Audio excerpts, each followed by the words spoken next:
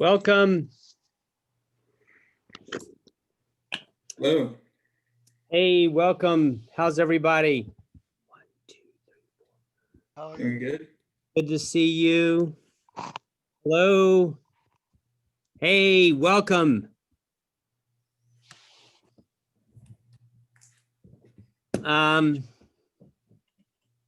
Y'all, nice to see you. I'm Matt Bolter. Some people call me Father Matt. I'm a priest. More on that later. Yeah, welcome. I see 1, 2, 3, 4, 5, 6, 7, 8 people online at the moment. Can y'all hear me okay? Yes. Hear you fine. Excellent. Looks like we're waiting for one person. And am I correct in thinking that some of you guys and ladies are in the online section of the course and others are in the in-person section of the course? Is that right? Who is anyone on the in-person class? Sorry, who's on the online class? The online section of the class. I'm on the online section. You are, Christian? Yes. I'm on the online section too. All right. Is that you, Malia? Yes. Did I say your name right? It's Malia. Malia. Okay. Wonderful. Great. So this is the first time I've done a hybrid class. And so it's a little dicey for me. So I'm glad that that this worked out. I think that there's one person that we're still waiting for. But hey, nine out of 10 is not bad. So I think we'll get started.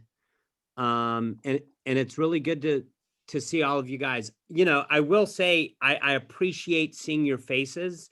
One of the reasons why I wanted to do this on Canvas as opposed to a YouTube live stream, hey Michael, was so that precisely so that I could get to know you a little bit, and that involves seeing your faces. Having said that, I mean, there's zero pressure. Like, you know, I mean, if for whatever reason you're not wanting to do that, hey, no problem at all.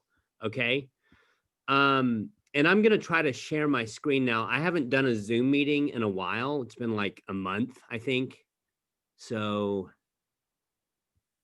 there we go. Give me one sec here. Yeah, one sec. I'm flying by the seat of my pants as usual, but it's all gonna be good. Oops, okay.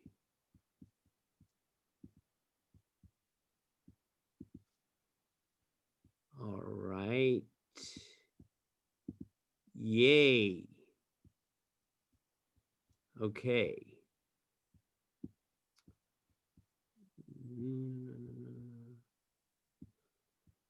You're going to be underwhelmed by what you see, so don't get your hopes up.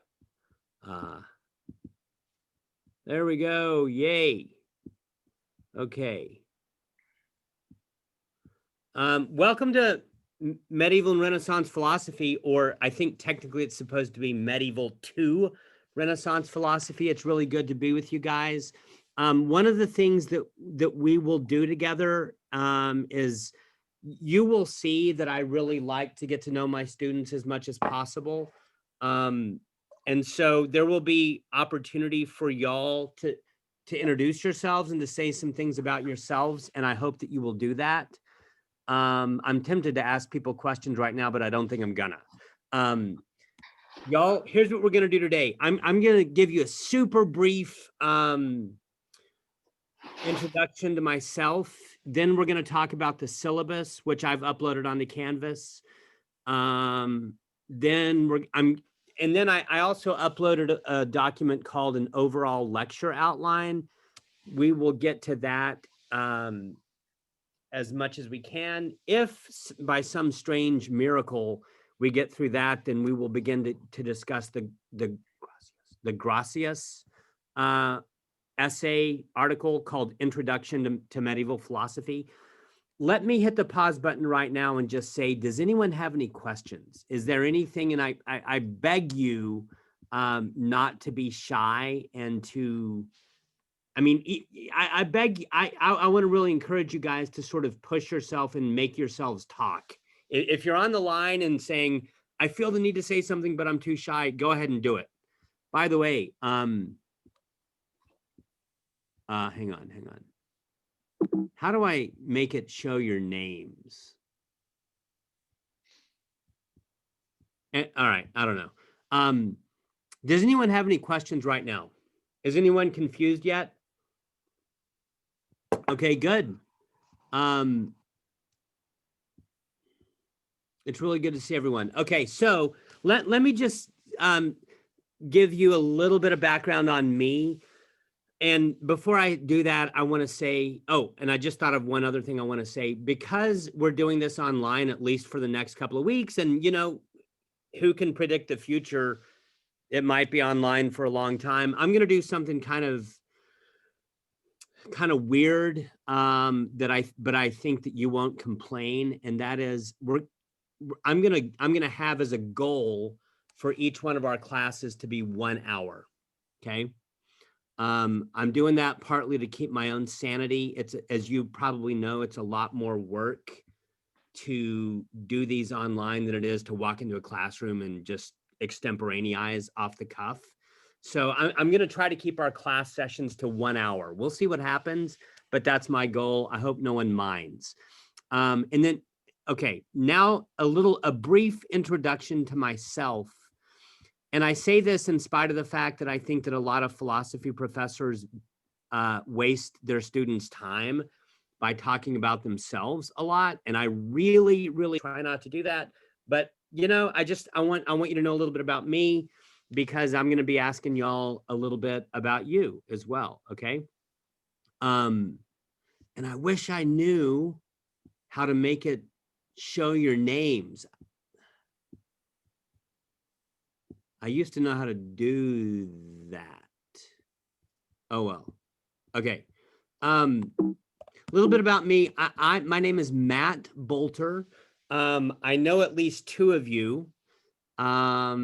I've been teaching philosophy at UT Tyler, I guess for like 5 years, maybe. And I love doing it. I love teaching. I love students. I love making new friends. I love talking about the things that I think are really true and really good and really beautiful. I'm an Episcopal priest. I'm 48 years old, so I'm older than some of your dads and moms. And I'm married. I've been married for 23 years, which is hard to believe. I will probably talk about my wife. She is an Asian lady. She was born in Laos. I never thought I would marry someone from Laos. I didn't even know where Laos was whenever I met her at the University of Texas in 1995, I think. And I have two daughters, ages 12 and 17. Um, 8 years ago, I started a PhD program in philosophy at the University of Dallas, which was kind of like a dream come true.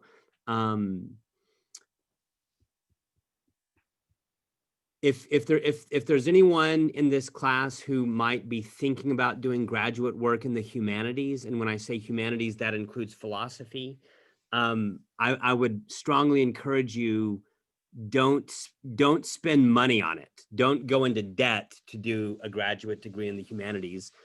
If you are lucky enough to be able to do that, and I hope you are, it needs to be paid for by someone other than you. And so 8 years ago, by the grace of God, I got into a PhD program that was fully funded at the University of Dallas, which is a Catholic school 90 miles up the road in Irving, Texas. And I went through 5 years of coursework. I drove back and forth from Tyler to Dallas twice a week. That was crazy, but well worth it. I passed comprehensive exams, which is kind of like this massive battery of exams that graduate students have to undergo. It was insane. It was like 3 days of written exams and then like I think like 9 hours of oral exams. I can't quite remember. And it was the most excruciating thing I've ever done, but it was also one of the most wonderful things I've ever done because it was so intense, having to learn 35 different authors, beginning with some of the pre-Socratics all the way up through Martin Heidegger and others. It was intense, it was crazy, but it was wonderful. And then I started to work on my dissertation after I passed comprehensive exams.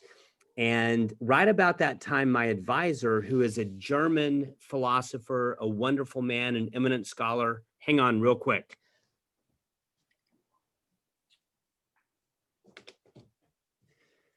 This is his latest book. It's called The Charred Root of Meaning. His name is Philip Roseman. You'll see that Philip has two P's. That's the German spelling. Right about the time that I passed comprehensive exams and was about to turn my attention to the dissertation, Philip Roseman called me on the phone and said, "Father Matt," I don't do a German accent very well, but he called me and said, "I have bad news, or maybe it's good news. I've decided to leave the University of Dallas and I've taken a job to become the philosophy chairperson at the National University of Ireland." And at that point, there was this long, awkward silence. My heart began to sink. And then he said, "By the way, Father Matt, maybe you'd like to come with me." And I was like, "Yes." I don't know what that means. I don't even know how it's possible, but yes, please let me come with you. And it turns out that because the only thing that I had left to do was my dissertation, he was able to bring me with him, and I did all of that over email, over Skype, talking to him on the phone. And so long story short, I received my PhD officially last October from the National University of Ireland, which is kind of crazy. But anyway, that's I became Dr. Bolter. So I don't care if you call me Matt or Dr. Bolter or Father Matt. I really don't care what you call me. But that's a little bit about me. I'm a native Texan. I grew up in Amarillo, Texas, went to the University of Texas, graduated in 1997. I've lived in Philadelphia. I also sort of grew up in Washington, D.C. Yeah, I've lived in Tyler, Texas for 10 and a half years, which is crazy. But that's a little bit about me. Yeah, does anyone have any questions about any of that so far? All right, I want to do something. Yeah, go ahead. Oh no, I was gonna say no questions since no one was answering. I would like to do something. There's 9 of you in the class. There's one person not here, I think. Can you guys go and can y'all go around and just say your names for me real quick? I want you to say your names. I want you to tell me your year, your major, and your hometown, and then your best friend. Okay? Name, year, major, hometown, best friend. Can y'all do that for me? Sure. So I'll start. My name's Christian. Basically my third year. Well, my major What's your is last name? Christian Prieto. Okay, awesome. Uh, Thank you. And then my major is criminal justice. And my best friend is a guy named Renz. Renz, very cool. What is your hometown? Tyler, I'm from here. Okay. And tell me, I also want everyone, if you don't mind, what motivated you to take this class? And you can, if it's to satisfy an elective, it's going to break my heart, but don't worry, I'll survive. So You it have was to be honest. Yeah, I was going to say, so I do like philosophy, and it was to satisfy an elective, but I chose philosophy because I find it very interesting. And you've had at least one philosophy class in college in the past, is that right? Trying to remember. Yeah, I have Okay. at TJC, yes. Okay, cool. Nice, very good. Thank you, Christian. It's really good to meet you. Y'all, let me just say real quick, I've uploaded the syllabus onto Canvas. My cell number's on there. My email address is on there. Please feel free to communicate with me. You're going to learn very quickly that I the good news is that I am a very relational person and I love to communicate and I really, keep it real with students. I think you'll find that that's true. The bad news is that I'm way busier than any human should be. And that's partly because I'm a priest.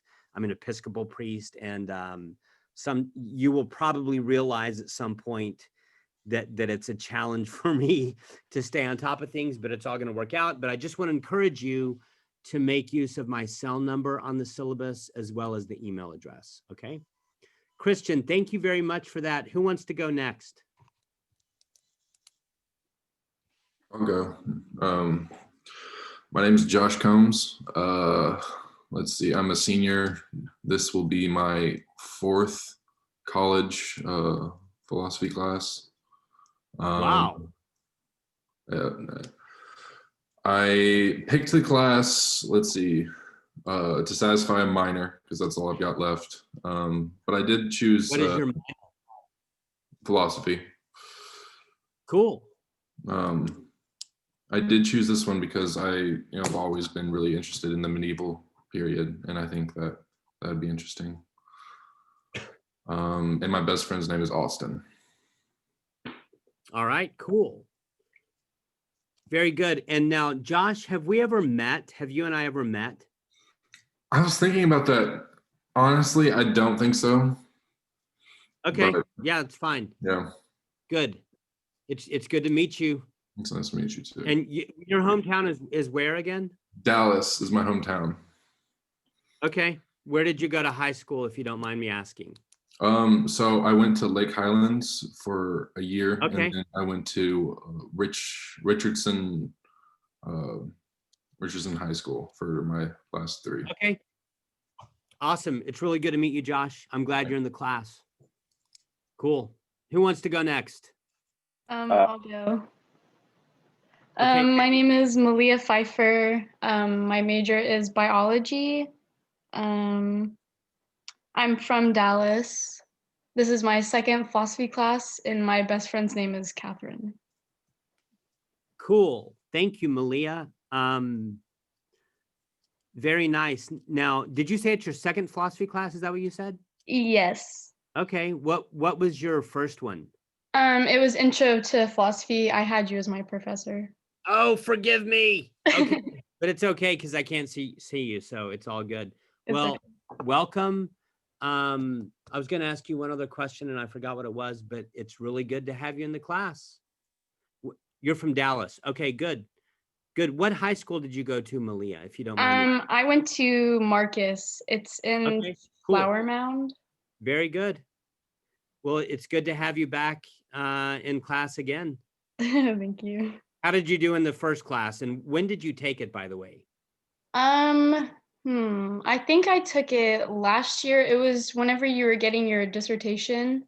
Okay. Yeah, that would have been a year ago. So yeah, cool. It's good. It's good to have you back. Thank you so much. Who wants to go next? I'll go. My name is Mason O'Malley. I'm a junior. Mason, I remember you. Yeah, I was in your Intro to Philosophy class when the pandemic first started. Okay, that's probably the same as Malia then. I think so. Okay, cool. I'm from Paris, Texas. My best friend is this guy named Colin. And my motivation for taking this class is that I'm a philosophy minor, so this is to fill up the requirements.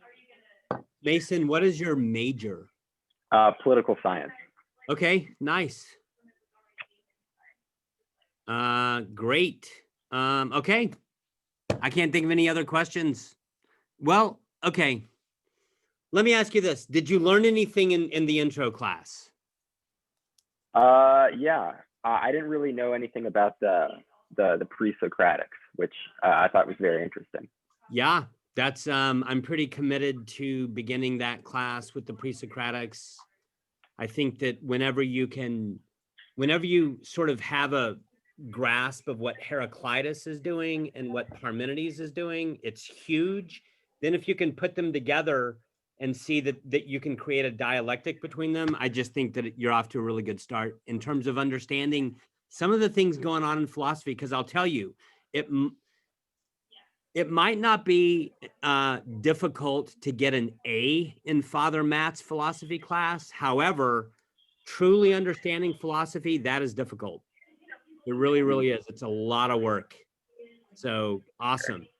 Mason, thanks. It's good to have you back. Good to be back. Who wants to go next? I can go. Awesome. So my name's David, and I'm a junior in an English major.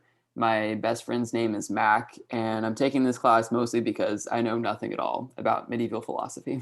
Okay. Now, David, what is your last name again? Newsom. Okay. And okay, have you had a philosophy class in college? Yeah, actually, this is my 5th one. Oh, wow. So what other were all of your other classes at UT Tyler? Yeah, they were. All of them Okay. were with Dr. Bach. Okay, awesome. Very cool. Did you take any philosophy classes last semester? Yeah, I took I think it was Intro to Logic and then Modern Philosophy. And Dr. Bach taught both of those, right? That's right. Okay, cool. Well, David, it's really great to meet you. Thank you. Your hometown is what now? That's a great question, actually. Where are you from? You can answer the question however you're led. Sure. I was born in Oklahoma, but Okay. I moved around a lot. Okay, cool. Awesome. And you're a senior? Junior, actually. Okay. David, it's really good to meet you. Welcome to the class. Who wants to go next? I'll go next. All right. My name is Michael Graham. I guess this is my last semester at UT Tyler.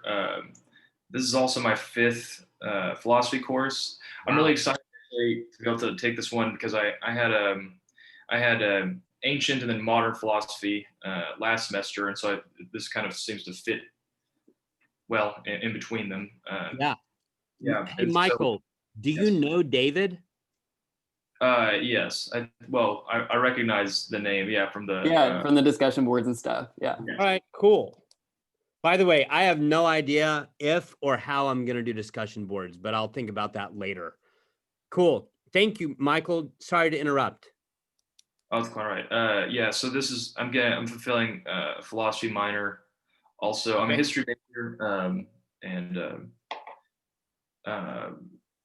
Yeah. I've never had a friend before, but I hope to have one someday. Good luck with that. No, my best friend's called Daniel, so yeah. All right.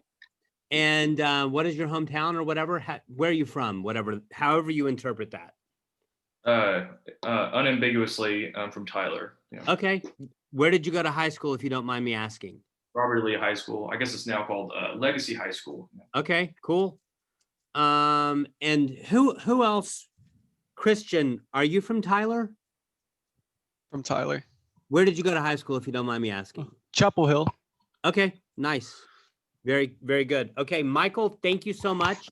Y'all, I think I want to say something real quick before 1, 2, 3, 4, 5, 6. I think that there's 3 more of y'all who I'm hoping will talk. But before I forget, I want to say that you know, like one of the things that you will find in this class is that we're going to talk a lot about theology. We're going to talk a lot about theology. We're going to talk a lot about the gods, God. We're going to talk a lot about religion, whatever that means. We're going to talk about scripture, the Bible. But this is not a theology class. It is a philosophy class that is delving into medieval thought. And so I'm utterly convinced that it's impossible to think about medieval thought without talking about theology. We will get into that. But before I forget, let me just say that I don't care if you're an atheist or a Baptist. It doesn't matter. The point is, you're not going to be able to understand medieval thought. And in fact, you're not going to be able to understand modern thought unless you learn how the thinkers in the medieval period thought about God and thought about religion and thought about sacred texts. That all of that has been injected into the stream of modern thought. And so if you want to understand how we got to where we are today in contemporary culture, you have to reckon with the way that they were thinking about God. Okay. But it's not a theology class, and I'm not expecting y'all to be like Christians or anything like that. I am, and we can talk about that, but I'm not expecting you to be. In fact, I will tell you, usually it's sort of like the atheists in my classes who make the best grades. I'm not encouraging you to like convert to atheism just to get an A in the class, but it is true. All right. Who has not spoken yet? I haven't spoken. Charles, what is your last name? It's Marable. I go by Max for my Oh, first name, by the way. Okay, cool, Max. And spell your last name for me. It's Marable. Okay, cool. Thank you. Yeah. ahead. My major is mechanical engineering. I took this class because I took Introduction to Ethics, and Professor Deaton recommended this class, and I found the time period and the subject to be interesting, so I wanted to give it a shot. Nice. I'm from Austin, Texas. Where'd you go to high school, if you don't mind me asking? Stephen F. Austin. Okay. Okay. Is that the same thing as Austin High School? Yeah, it is. Okay, cool. Yeah, I lived in Austin for 15 years, I think, and I own a house in Central Austin. So yeah, very, very cool. I didn't mean to interrupt you. No problem. What part of Central Austin? So it's actually in East Austin. It's like by the Mueller redevelopment. It's off 50. Okay. Yeah, 51st Street, just east of I-35.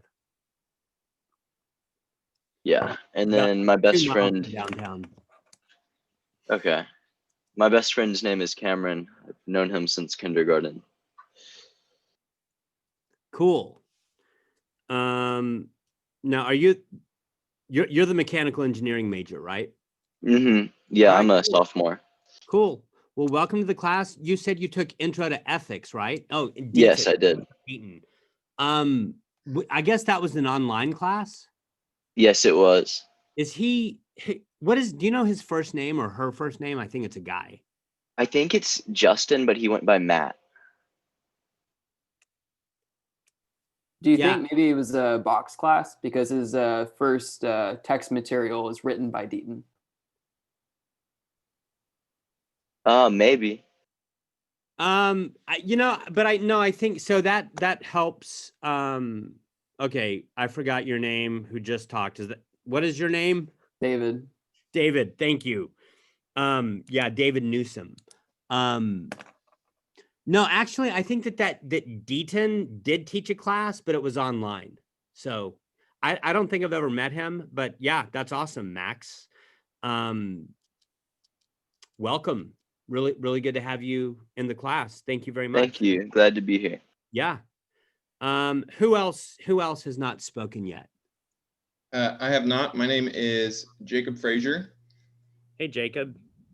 I am a senior of the University of Texas at Tyler. I don't remember any of the questions. This is to fill an elective. I am a speech communication major with a psychology minor. So I've only got a couple classes left, but needed some hours, and I am interested in philosophy and theology and the like. So this was a fit right in there. I'm also taking Intro to Ethics this semester. So who's teaching that? Chad Bogosian. Okay, is that online? It is online. Okay, impressive that you were able to pull that name up. I'm very resourceful. Yeah, I can tell. So I always have a Wikipedia article up. Just kidding. Yep, I was raised Tyler area. I was homeschooled. Nice. which will explain the social awkwardness. And not at all. I'm sorry. Not at all.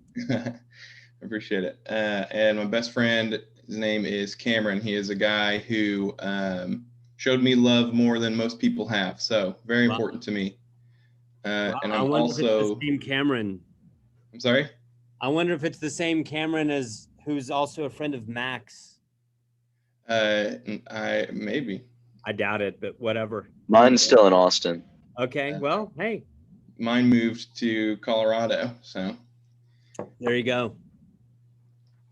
And I'm also roommates with Jacob Levels. He's in here too. Nice. Okay. Yep.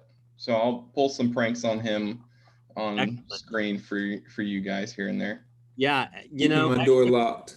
extra credit is possible depending on how bad you embarrass Jacob. So, Perfect. That's really good for me. yep. Jacob, thank you. Okay, yeah, I was gonna now. Have you had any other philosophy classes, or did you already say that?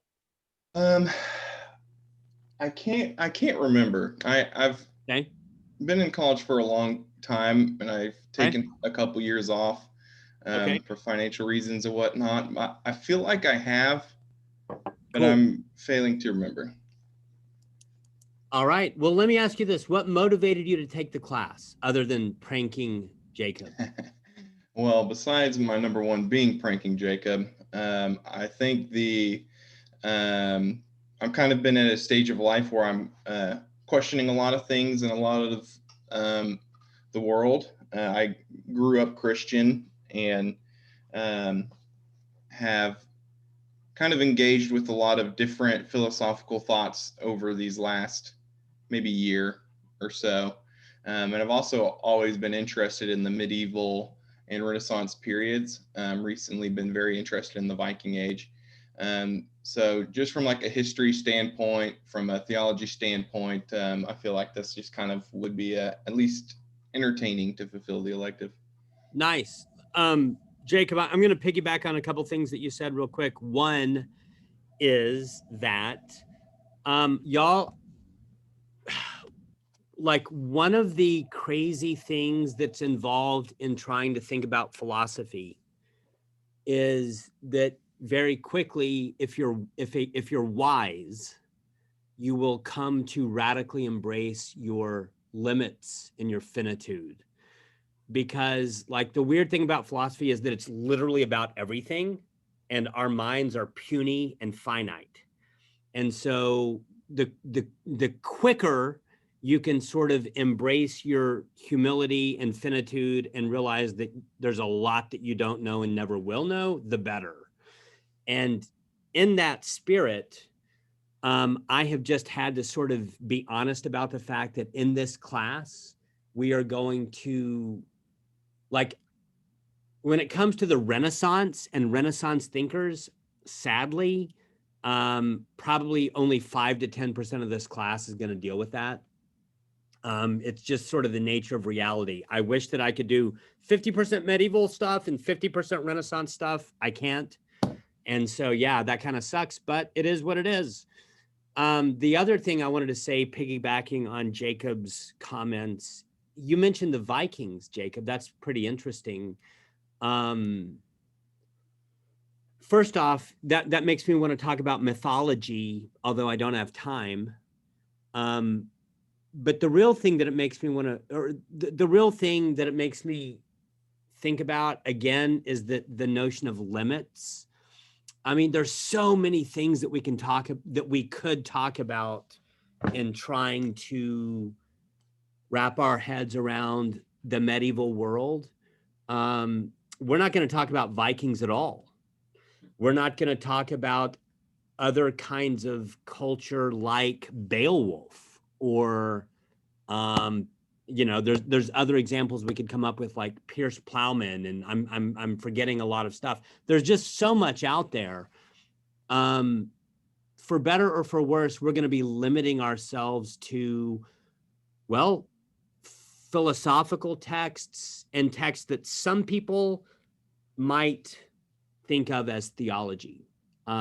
Very mainstream stuff, because we don't have time to sort of venture off the path and talk about that other cool stuff. For example, we're not going to be able to talk about pagan culture. Let me define for you, this is going to come up soon. And if you're taking notes, and I hope you are, then this is something you should write down.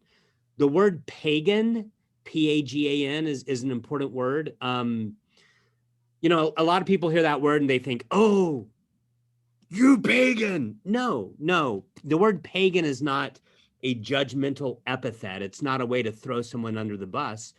The word pagan simply means someone who's not a Christian, not a Jew, and not a Muslim. That's a pagan, right? So on that definition, let me ask you, was Osama bin Laden a pagan? Yes or no? No. No.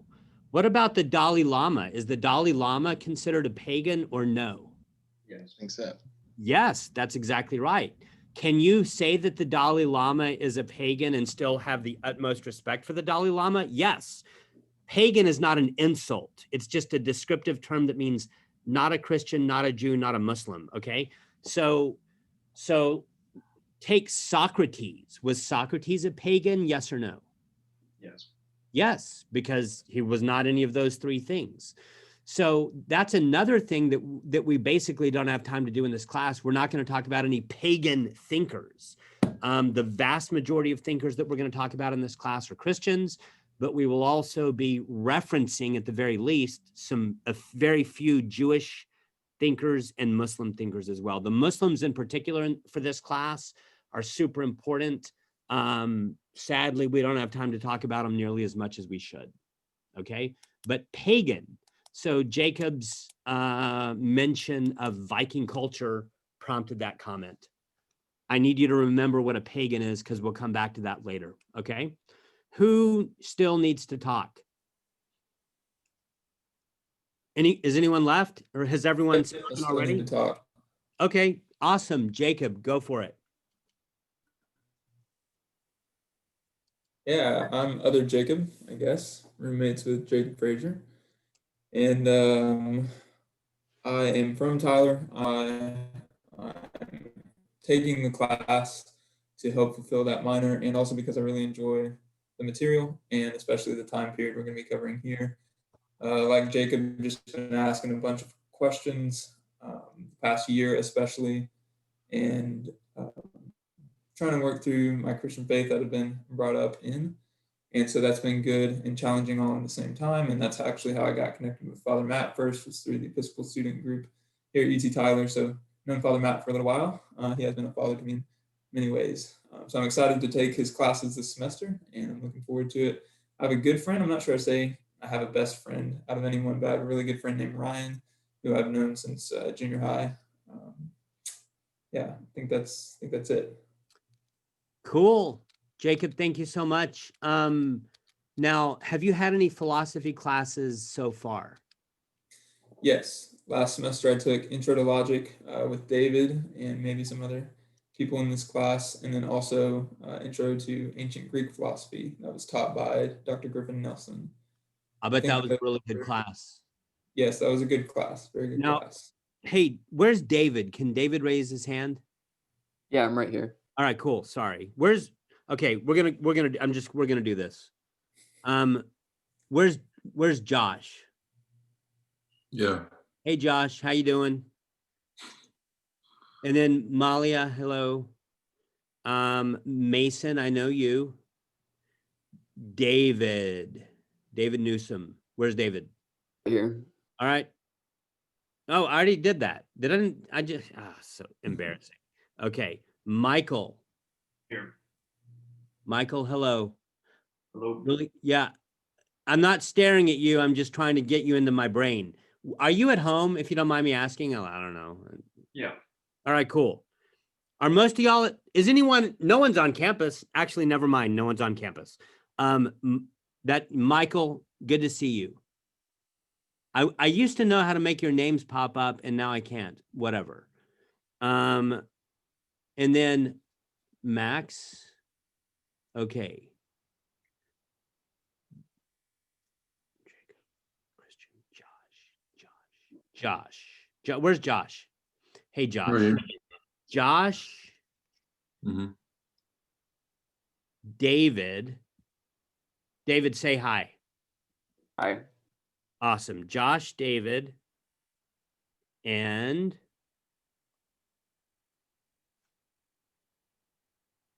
Michael. Michael, say hi. Cool. Okay, y'all. Thanks so much. Thanks for putting up with me.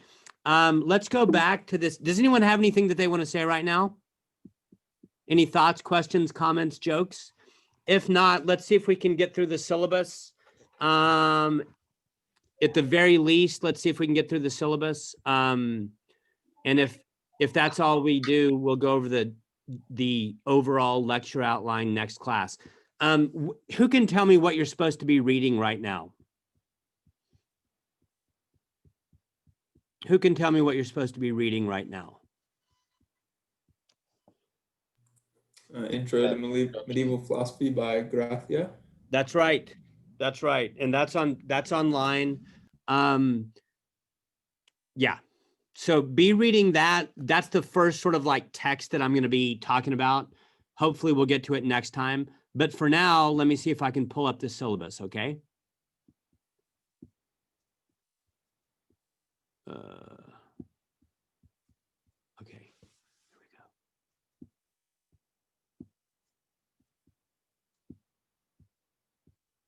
All right, hang on.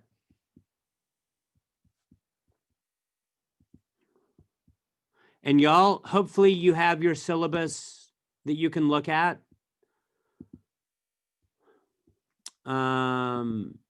Although I'm going to share it, hopefully.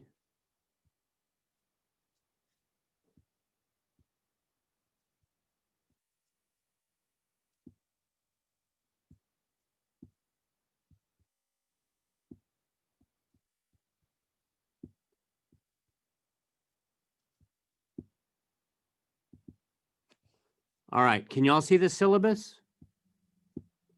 All right. I wish I could make it bigger somehow. I don't know.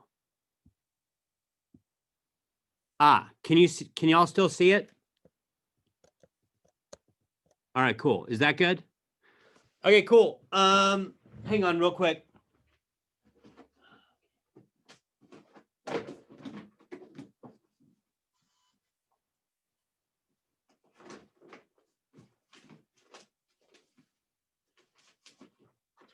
Okay, I'm going to try to blow through this as fast as I can. You can see the required readings there.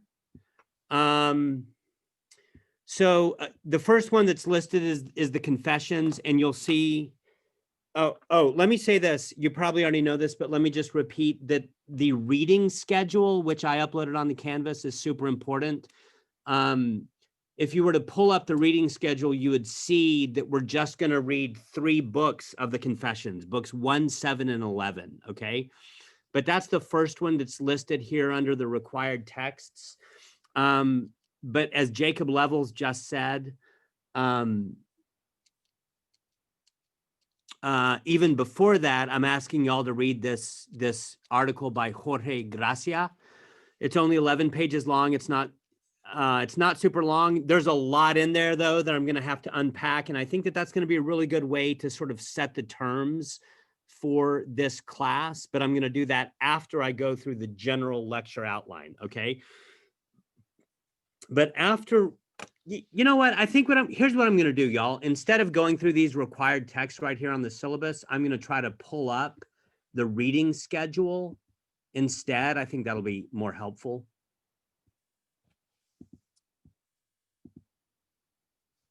Can y'all see that? Can you see the reading schedule? No? Okay.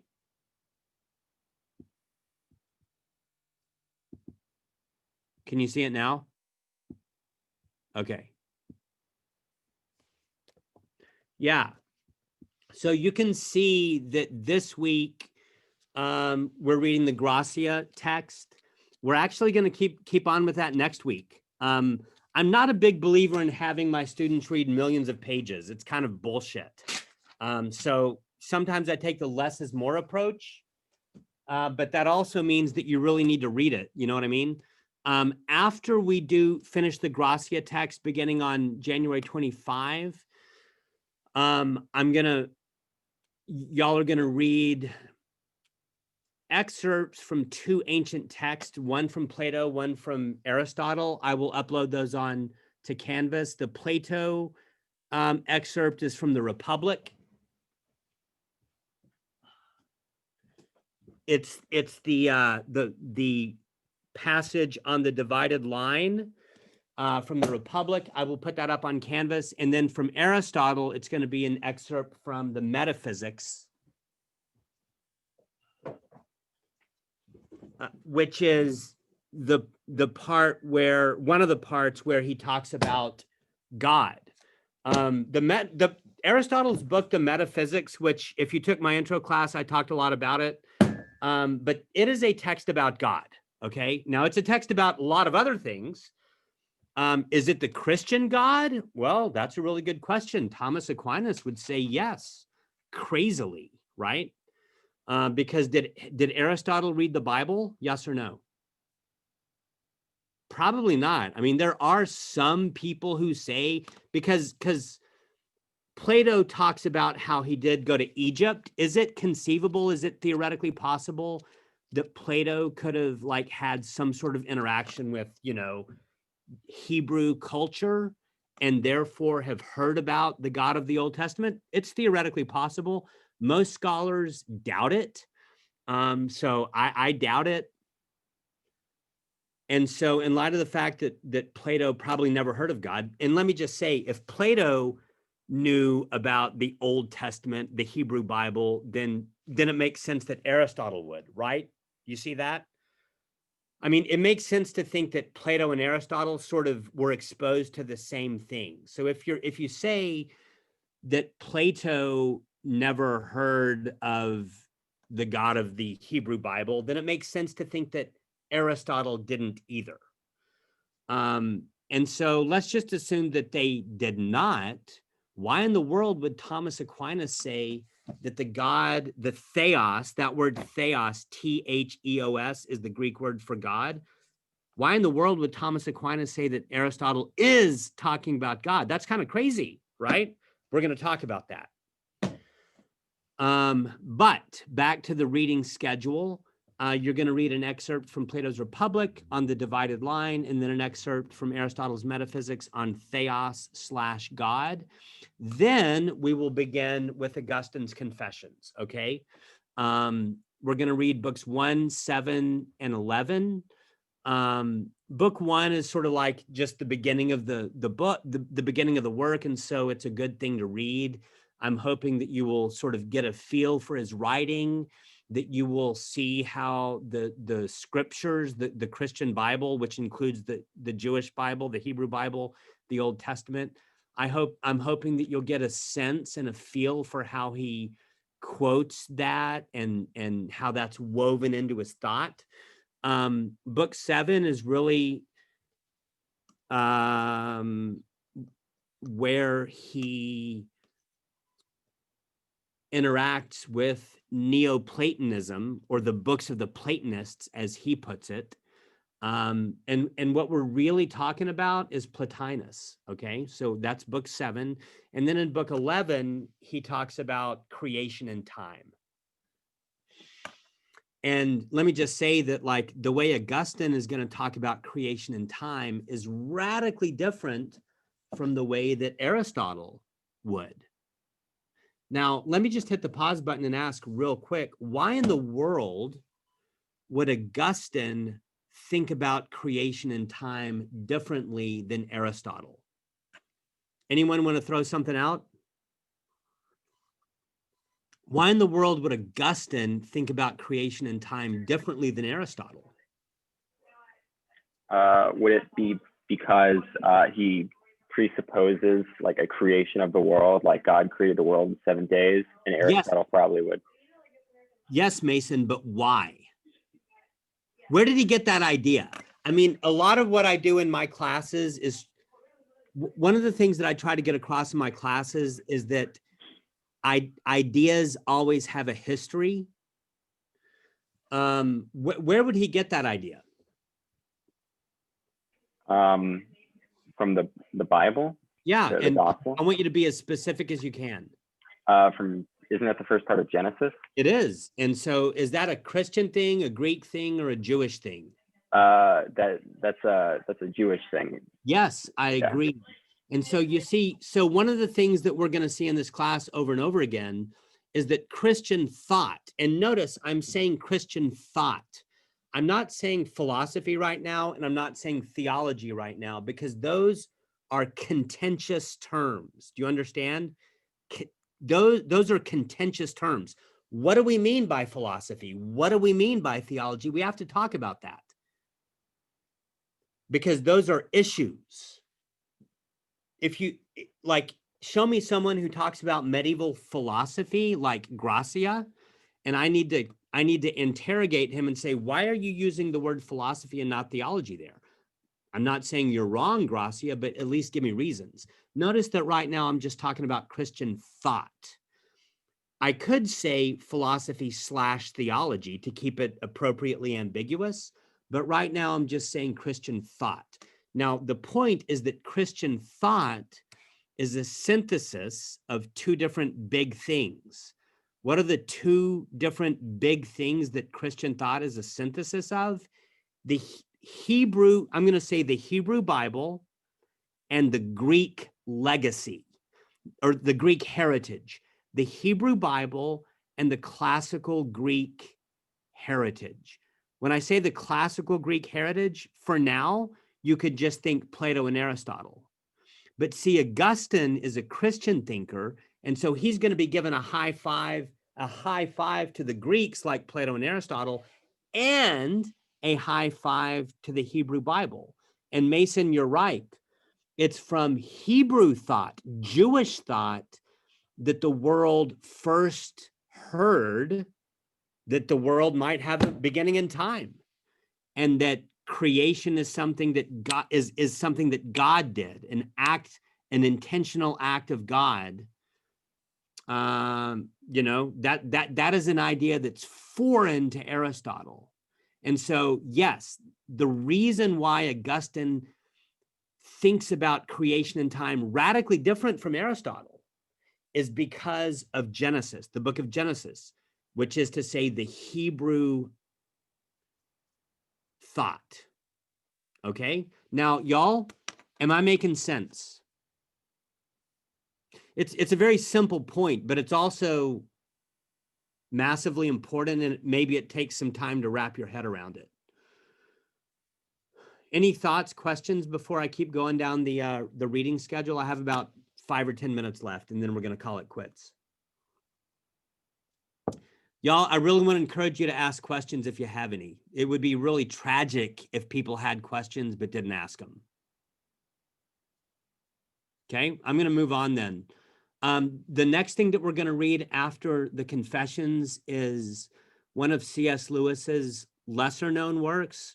I assume that most of y'all have heard of C.S. Lewis. By the way, C.S. Lewis was a good Anglican Christian, which is what I am as well. I'm an Anglican priest. And we're going to look at one of C.S. Lewis's lesser known works called The Discarded Image. I just think it's a really good summary of key features and dimensions of medieval thought. And I broke that down on the overall lecture outline. Later, in a couple of weeks, I see how it says selections to be determined. Do y'all see that? I'll spell that out soon enough. But if anyone wanted to jump already right now and look at C.S. Lewis, you could find the specific sections on that lecture outline. Okay. After the discarded image, we're gonna see we have planned for kind of a catch-up week. I have found over the semesters that it's good to pack some margin into our lecture schedule because typically time is just crazy scarce. So yeah, on the week of February 15, we're going to see if we need some catch-up time, but also I'm hoping to use that time for a writing workshop, because one of your assignments is a mid-semester paper. And so I want to talk you through that a little bit. And I will also have a handout for you that's on the syllabus. I'll have a handout for you that's specifically dedicated to that mid-semester paper, as well as your presentation, which is kind of like a preliminary exercise to help you with the paper, okay? And that paper is worth 100 points or a third of your grade. The presentation is worth 50 points or a sixth of your grade, okay? After we get through C.S. Lewis, we're going to read a secondary source. Who can tell me, let me ask you this, what is the opposite of a secondary source? Who can tell me? A primary source? Yes, and Max, what is a primary source? Do you have A primary source is someone who was there, and then a secondary source is someone who was not there. Okay. That's analyzing primary sources. Okay, I like that. Now, I like that, but I don't quite agree. But I can tell that you're really thinking well. So what I want to suggest to you guys is that a primary source, the best way to think of it, in my opinion, and I like what Max said, but a primary source is a text that has withstood the test of time. A primary source is a classical text. So Max, if I would argue that like Homer's Iliad is a primary text, but does that necessarily commit us to saying that Homer was there? No. No. A primary text, because look, a primary text might be a poem, but a poem is a work of fiction, right? A primary text is a classical text that has withstood the test of time. A secondary text is any kind of text that comments on a primary text. Okay, does that make sense? So Yeah. is this a primary text or a secondary text? Secondary? No, because this book right here is Plato's Republic. This is a primary text because guess what? People have been reading this text for 2,500 years. And guess what else? If the human race still exists in 500 years, people will still be reading this text. This is a classic text. Does that make sense? Yeah. But what about this? This book is called Plato's Republic, a Study. It's by some dude named Stanley Rosen.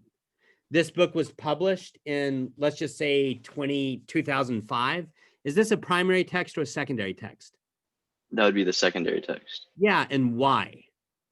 Because it is commenting on That's Plato's exactly Republic. right. That's exactly right. And do you think that people will be reading this book in 500 years? Not as likely. Yeah, I seriously doubt it. I mean, it's a good book, but I don't think people are going to be reading it in 500 years. I can guarantee you that if the human race is still around and we're still undergoing history as we know it, people will still be reading Plato's Republic. Okay, so yeah, C.S. Lewis's Discarded Image, you know, that's a borderline. I would say that it's a secondary text, but you know, it's also kind of a classic. I mean, C.S. Lewis's works have been around for almost 100 years. People are still reading them. They're still in print. But when it comes to Joseph Pieper, Guide to Thomas Aquinas, that we're going to start on March 1, that's definitely a secondary text.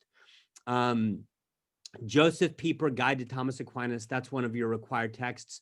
Raise your hand if you have purchased that book. Has no one purchased that book? Have y'all purchased any books? I haven't. I have not, but I plan on just downloading it.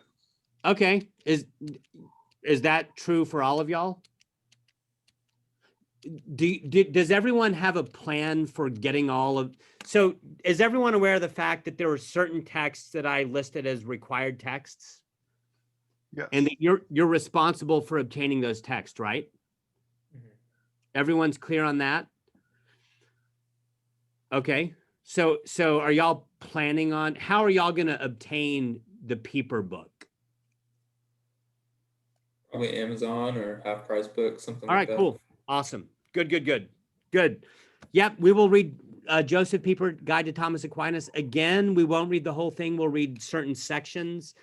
And that's a secondary source, but it is one of the best ways that I know of to sort of have a rapid deep dive into the life and background of Thomas Aquinas. Then it's going to be spring break.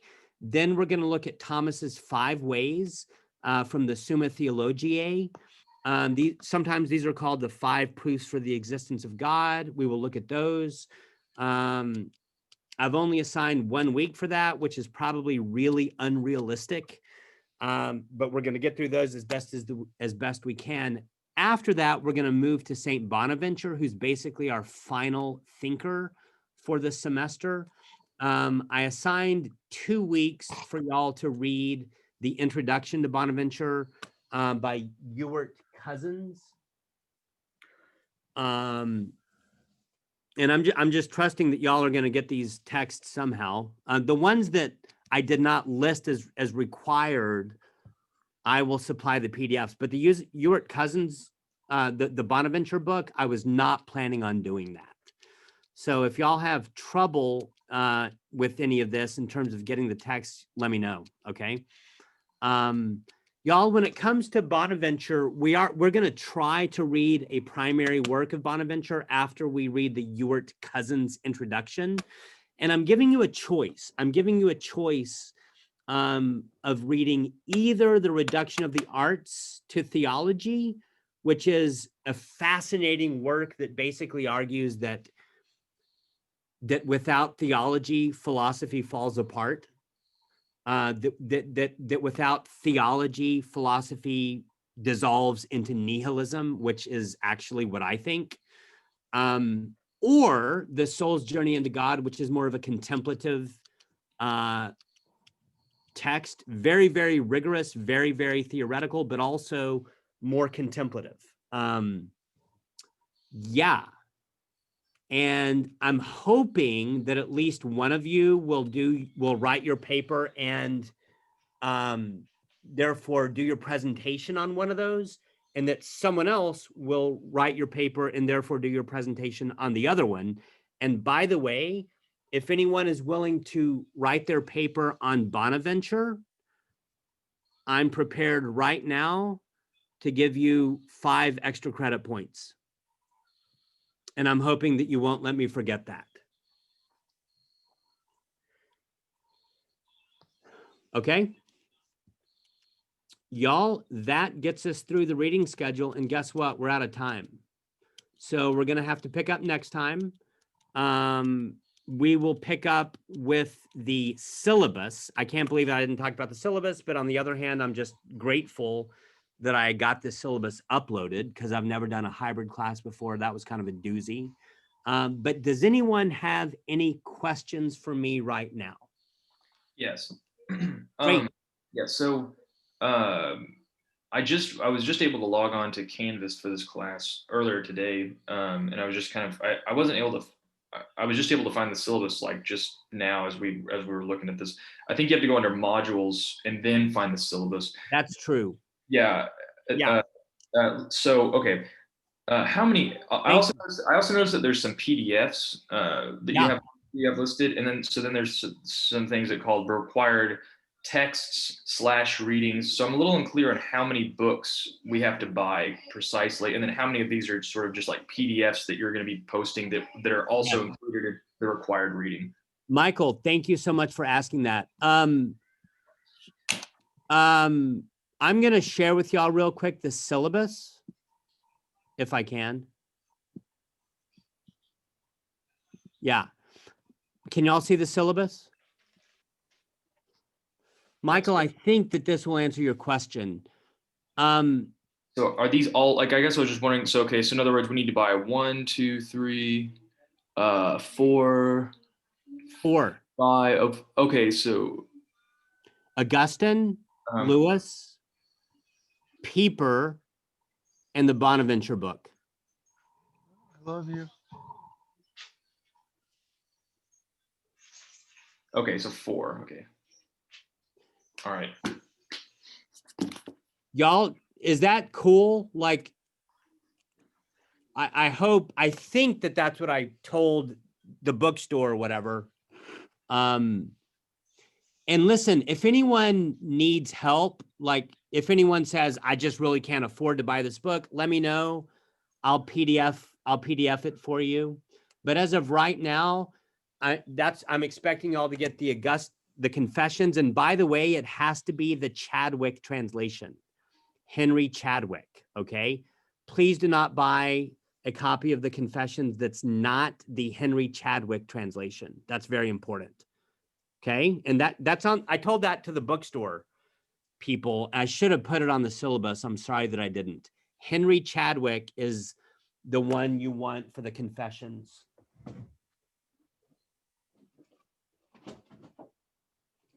It probably looks like this. Okay. By the way, Henry Chadwick was also an Anglican priest. And then the discarded image, I'm not going to talk about that. Joseph Pieper, I'm not going to talk about that. The Bonaventure text, I think it's $30. I don't know if it's on Kindle.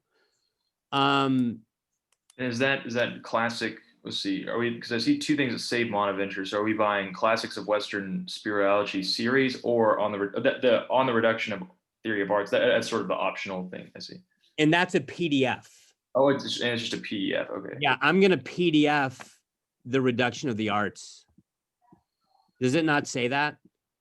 Okay, it does say PDF. Yeah. Awesome. But the other one, I should have put more information. I'm sorry that I didn't do that. Yeah. Let me know if you have trouble with the Bonaventure book. It's in the Classics of Western Spirituality series. It's just called Saint Bonaventure. If someone wants to send me an email or a text asking me for more information, I'd be happy to supply it. Okay. Hey, Michael, thank you for all of that. Any other thoughts, questions, comments from you guys? We will pick up with the syllabus next time. And if anyone has any issues, send me a text or an email. Okay. Peace. I will see y'all on Wednesday, God willing. Okay. Sounds good. Thank you, sir. All right. Y'all Thank you. Take care. Bye-bye. Thank you. Bye.